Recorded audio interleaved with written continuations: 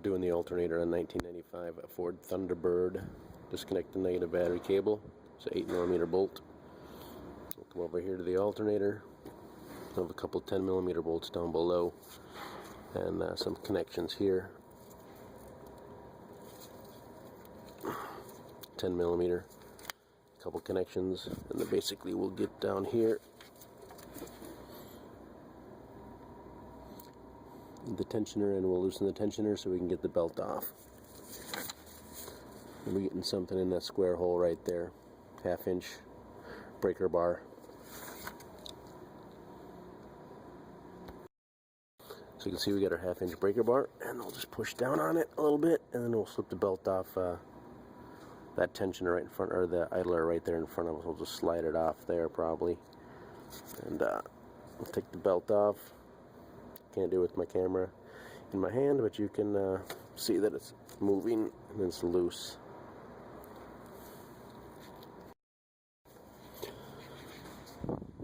There's actually 3 bolts back here. Can probably loosen them all up. Look at that. And then take that one bolt off on the left off the alternator, but I maybe loosen them all up. And you might have to take this cover off. I think I will. 8mm bolt right there. Might be enough to move it out of the way. Just wrestle it out of there. Now let's take that 10mm bolt off and take the 2 clips off there. Connectors. And again, like I said, just 2 10mm bolts down there, holding it in place.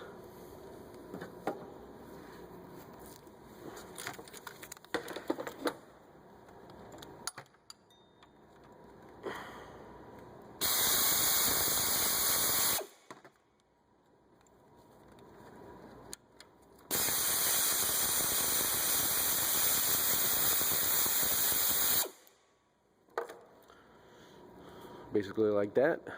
Bolts lefty-loosey, righty-tighty. So you can usually just use a little screwdriver or something like that and get in here and pry the connector loose a little bit. And this one's usually difficult because it's so narrow. You can get in there and try and pry that off too and pull off the 2 connectors. Get the 10mm nut off there. And you can see it's loose, so we'll just pull it off. And you get a reverse procedure to install. Just lay it back here, put your connectors in there, and this actually did not get loosened up. It's you can see it's still tight, but we can get the alternator out without messing with those 2 bolts in the back. So there's your alternator on your 1995 Ford Thunderbird 4.6 liter overhead cam engine.